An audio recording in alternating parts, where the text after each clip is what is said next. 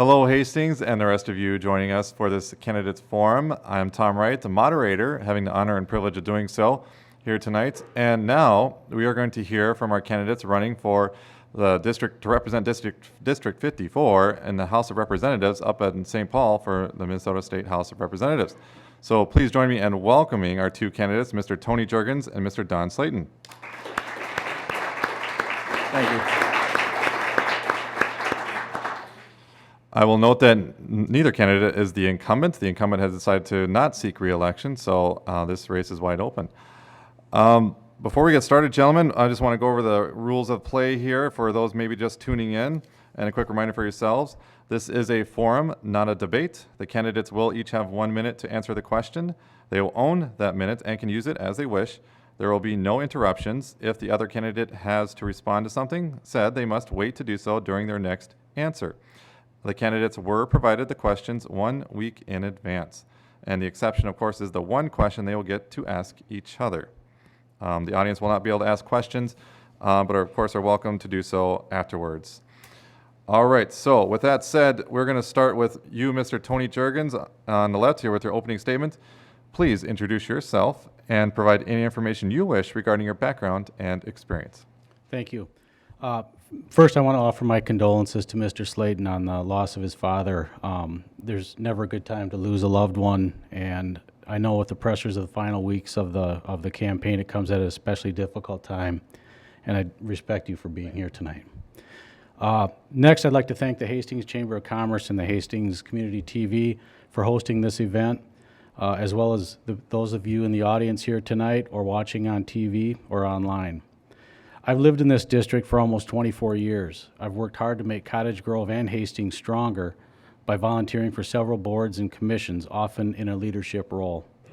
My wife Dawn and I have 2 daughters who attended kindergarten through 8th grade at St. Elizabeth Ann Seton here in Hastings, and then went on to graduate from Hastings High School. My daughter Tori is in the audience with us tonight. I've been active in St. Elizabeth Ann Seton Church and in the Hastings Knights of Columbus. As an independent insurance agent, I have many customers who live here in Hastings. I've got a business Bachelor of Science degree from Southwest Minnesota State University. I want to be your state representative so I can represent you, represent your families, and represent your businesses in the legislature. Thank you. Thank you. And we'll go to you, Mr. Slaten. For your opening statement, please introduce yourself and provide any information you wish regarding your background and experience. Thank you, Tom. Good evening. My name is DSlaten. I thank all of you for coming out tonight and those watching at home. I am a Navy veteran with service on a nuclear fast attack submarine off the coast of Vietnam. I'm a father, a grandfather, and spent years coaching various youth teams. I have lived in the district for 40 years, and during that time have volunteered for numerous community groups. I have spent my life in service to my country and my community. As your representative, I would be honored to continue that commitment for working families, strengthening our schools, protecting our waters, and implementing funding to fix our roads and bridges. I want an economy that works for all Minnesotans. Those of us who work hard to make a living should be able to make a good life for our families. Political gridlock serves no one and irritates everyone. Most people are less interested in politics than the policies that affect them. The far left and the far right have pulled the center so far apart they can't meet in the middle. We need to find that middle ground to achieve the greater good for our children, our families, our communities, and our state. Thank you.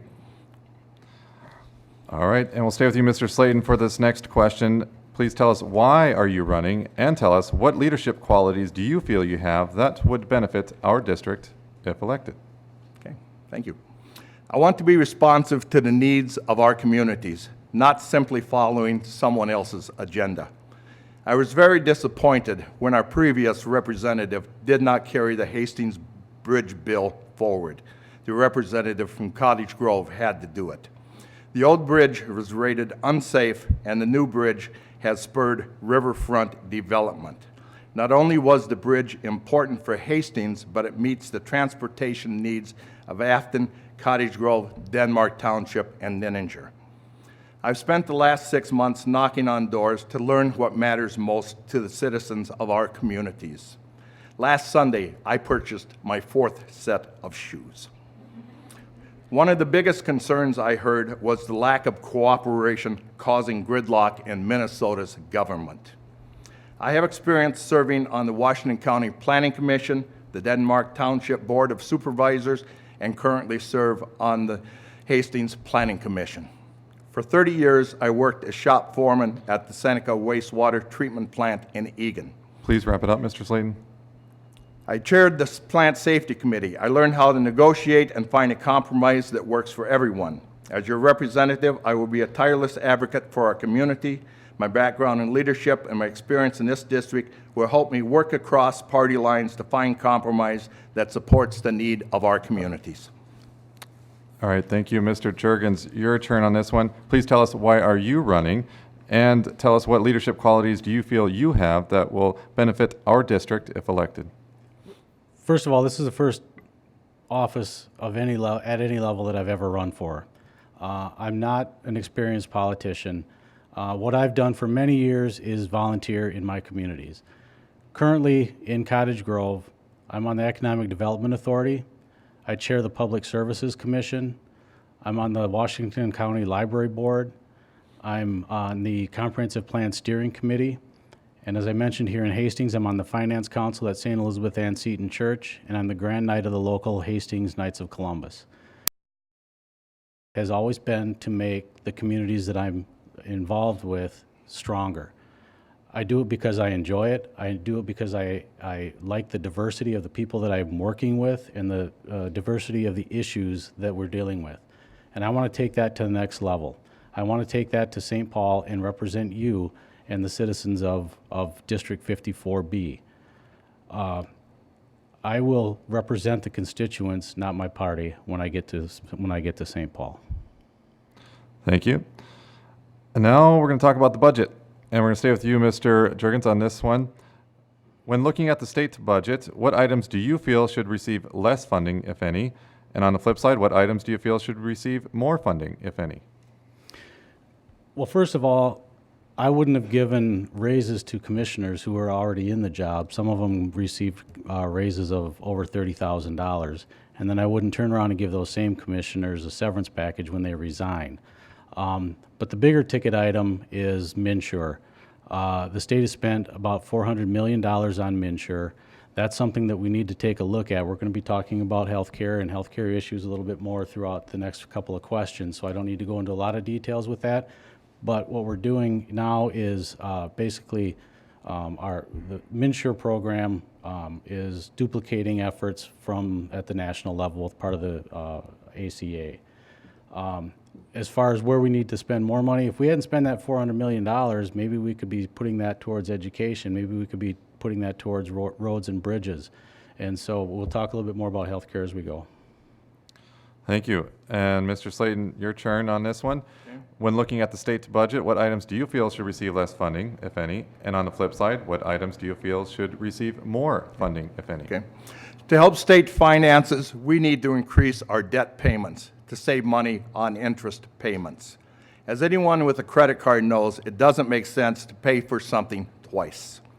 We need dedicated funding for our roads, bridges, sewer, and water plants. Repairing our infrastructure will put people to work.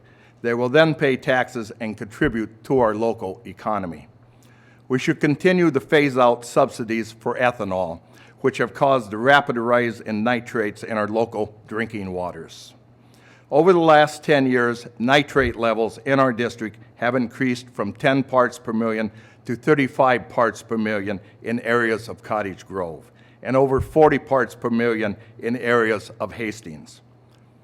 We need to continue to find ways to clean up the Jordan Aquifer and still support our family farms. Thank you. And we'll stay with you, Mr. Slaten, on this next question on healthcare and addressing healthcare costs. There has been a rising concern for the rising cost of healthcare for both individuals and businesses. How do you propose the state legislature should address this concern for Minnesotans and Minnesota businesses? Okay. Affordable health care is a must for Minnesota families. No family should be paying more than 10% of their income toward health insurance. Most plan premiums and deductibles are simply unaffordable. The rising cost of pharmaceuticals and are unaffordable due to the volatility of the small market of those using MNsure. It does not serve the needs of our employers or our workers in its current form. We need to demand an audit of the insurance companies which do business within Minnesota. Costs for the same service can vary widely across the state and within different age groups. Without knowing what we are paying for, how can we know if we are making a good investment? The rising costs for prescriptions such as insulin and the EpiPen are scandalous. Without cost transparency, prices skyrocket within the few companies approved to make each drug. Even if we don't adopt a single-payer market like Canada, we deserve to know what we are paying for.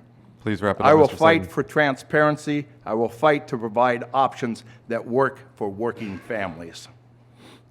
Thank you. And to you, Mr. Juergens, there's been a rising concern for the rising cost of health care for both individuals and businesses.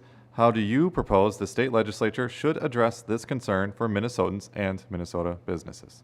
There is a rising concern, and there should be. With the last 3 years, the rates for individual plans have gone up 20, 30, 40, sometimes almost 60% per year. Blue Cross Blue Shield recently exited the individual plan, the individual health insurance market, leaving 107,000 Minnesotans having to find health care coverage somewhere else. And some of the other companies that are in that market are putting caps on new business. So if you're one of the 107,000 Minnesotans that are affected and you don't get into one of the new plans before they hit their cap, you have less choice. You have fewer companies to choose from. We all know what happens when you have less choice and fewer choices, the price goes up. It's just a part of economics. What we need to do with is begin to, oh, I'm almost out of time already. And that just, right now the Senate Democrats have asked the governor to call a special session. And so if they don't get started when I get into the legislature, that's going to be one of the very first things, the biggest topics that we need to address is the rising cost of health care. Thank you. And we'll stay with you, Mr. Nelson, on this next one on public education. What is your assessment of the state of public education in Minnesota? What actions by the legislature, if any, do you feel would improve it? Mr. Nelson or Mr. Juergens? Do you want me to? Oh, I'm sorry, Mr. Juergens. I'm sorry. I'm still, I guess, apparently Tony, on Ward Tony, 3. could you come up? Yeah, apparently. Getting the Tonys mixed up here. I apologize. Very Mr. good. Juergens. Thank There you. we I go. appreciate that. Well, there's a lot of different avenues that you could take when you talk about public education. So let me just focus on one of the areas, and that is with Governor Dayton's plan to require all-day pre-K education. I've toured daycares here in Hastings. My daughter Tori works at daycare here in Hastings, and I've met with the superintendent of both 833 in Cottage Grove and Superintendent Collins here in Hastings, as well as the entire school board. And what they've all told me is that they don't want that to be mandatory, and I agree with them. People have the options right now to educate the pre-K by sending them to a daycare center. Some people have that covered through their, maybe have a grandparent at home or a parent that stays at home.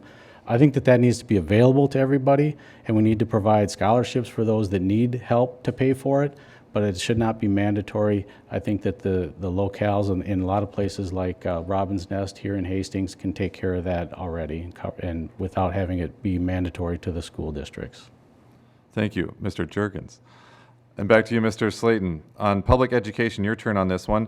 What is your assessment of the state of public education in Minnesota? And what actions by the legislature, if any, do you feel would improve it? We have good schools in Minnesota. However, in the past, the legislature held back education funding to make up for state deficits. Robbing Peter to pay Paul is never a good idea. School referendums were needed to make up the missing funds. This greatly increased property taxes. We need to give every child the best start we can. Some communities have a large mix of business and homes, and some have only a small mix. This causes unequal funding streams. The state could play a role in equalizing school revenues so all children can get a good start at a good school. How do we pay for it? Governor Plenty twice vetoed a health insurance bill which would have allowed districts to participate in statewide bidding for health insurance. This left districts to find insurance for themselves. Cooperating in these supergroups would decrease district expenditures and save education dollars. Education is a concern for everyone. Thriving schools are related to higher real estate values, higher median income, and greater life expectancies. Please wrap it up, Mr. I believe Slaten. we are duty-bound to provide a good education for the next generation. Education is how we guarantee our kids the best start and opportunities for the future. Thank you. And we'll stay with you, Mr. Slaten, on this next one. If elected, what is your top item of legislation you plan to focus on and why? Big question. There are so many issues that need to be addressed: healthcare, education, water quality, infrastructure. The House must work together, step by step, to address the issues affecting our life. For example, we know we have a problem in this area with chlorofluorocarbons and nitrates in the water. It is unconscionable that residents in part of our district need to use bottled water.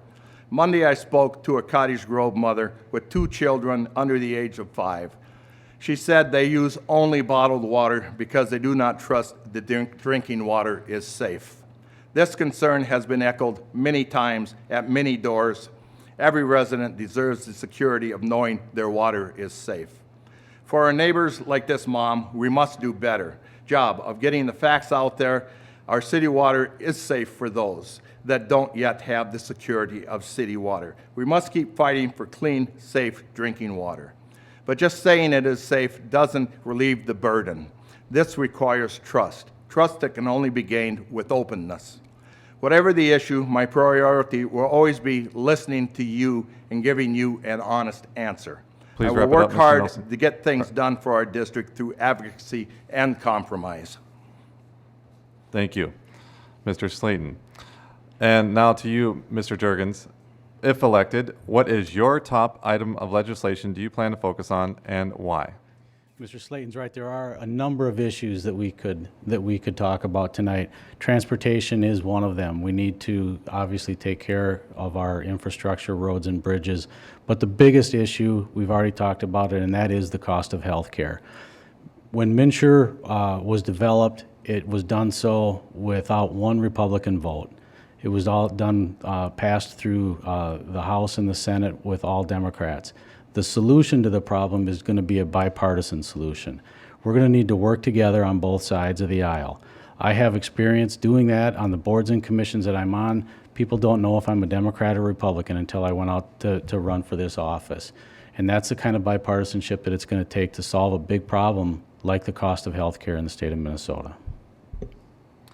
All right. That brings us to the question the moment where you guys get to ask each other a question. And the first to ask their question will be Mr. Slaten to you, Mr. Juergens. And for the audience, again, the parameters for this were, in a nutshell, basically nothing personal and something that could be understood by the general public. And these have been submitted in advance and have been vetted for, so we shouldn't have any surprises here tonight. And so with that said, now, Mr. Slaten, could you please ask your question to Mr. Juergens? Thank you. Mr. Juergens, do you support the minimum prevailing wage policy? Why or why not? Actually, I do. I do support the prevailing wage policy, and the biggest reason is I don't want state companies from out of state to come into Minnesota and bid on jobs and take the jobs away from Minnesotans. I have been endorsed by some of the trade unions, the carpenters, and the local 49ers, and part of the reason I believe that they gave me their endorsement was my views on prevailing wage. Thank you. Thank you. All right. And your turn, Mr. Juergens. You may now ask your question to Mr. Slaten. And this one, I have to put my glasses on to read because we were told that it has to be the exact question that was approved. Mr. Slaten, I've had friends tell me that when you come to their door, you implied that since I don't live in Hastings, I'm not as qualified as you to represent Hastings or to be as familiar with Hastings issues. As you know, I'm active in C's Church here in Hastings. My kids attended school here and graduated from Hastings High School, and I'm involved with the Hastings Knights of Columbus. What specific experience in Cottage Grove do you have that qualifies you to represent that part of District 54B? Thank you. I've been very active with the Cottage Grove City Council. I know all the members up there personally and have worked directly with them on many issues. Our district is not just Hastings, Cottage Grove. It is Denmark, Afton, and Ninninger. I've been on the town board of Denmark Township. I've worked hand in hand with just about every person who's ever been on the city council in Afton for the last 30 years. My wife was actually the city clerk of Afton. So that really helped to do that. So I know more than just Hastings. It's a district-wide thing that I have been working on. So I know every city that's out there. All right, and that brings us to our closing statement, and we stay with you, Mr. Slaten, for the first to respond to this one. This is your final opportunity tonight to address the voters. In your response, please tell them why they should vote for you and provide any other information you wish. Okay, thank you, Don. I want to thank Hastings Cable TV. I also want to thank those who are here tonight and those who are watching on TV. I'm sure you have many demands on your time. That you choose to spend it here shows you care about our community. Voting is the expression of our hopes for our future together. Voting is an act of trust between a voter and a candidate. I honor that trust and will work hard to live up to your hopes. If elected, I will be responsive to the concerns of our communities. I will make sure all of you know my telephone number and email so you can let me know what is happening in your corner of the district or voice your opinion. I will always give you an honest answer, not a party line. I will strive to find the compromises needed to get work done in the House, on time and on budget. I can work across the aisle because I believe most people, whatever their party affiliation, want the best for our state. We may have different ideas on how to get there, but talking and working together toward common goals is the only way to find common sense solutions to our problems. Please wrap it up. I ask for the opportunity to move Minnesota forward. I ask for your vote this November. Thank you, Mr. Slaten. And Mr. Juergens, your turn for this. Please address the voters tonight. In your response, please tell them why they should vote for you and provide any other information you wish. Thank you. Again, I want to thank the Hastings Chamber of Commerce and the Hastings Community Television for hosting this event in this beautiful historic building. I want to thank those here tonight and those watching on TV and on the internet. And I want to thank Don for being here under difficult personal circumstances. I'm uniquely qualified to represent all of District 54B because of my strong ties to the two main population centers of Cottage Grove and Hastings. And also with my endorsements from the Pioneer Press yesterday, the Minnesota Chamber of Commerce, the National Federation of Independent Business, as well as some of the trade unions that I mentioned before, with the Carpenters Union and the Operating Engineers Local 49, and the endorsement by the Minnesota Farm Bureau. I work with others from all walks of life to produce results regardless of political party. I have friends and family on both sides of the aisle, so I'm accustomed to listening to different opinions when making decisions. When I'm in the legislature, I'll work for you, not my party. I'm Tony Juergens, and I'd be proud to earn your vote on November 8th. Thank you. Thank you both. Again, Mr. Juergens and Mr. Slaten running for state representative to represent District 54 in the House of Representatives. And one thing we would like to announce here, we do have a GOP tracker in the back tonight that neither of us have anything to do with. He's here to make me look bad. Well, with that, let's keep the applause to you guys then.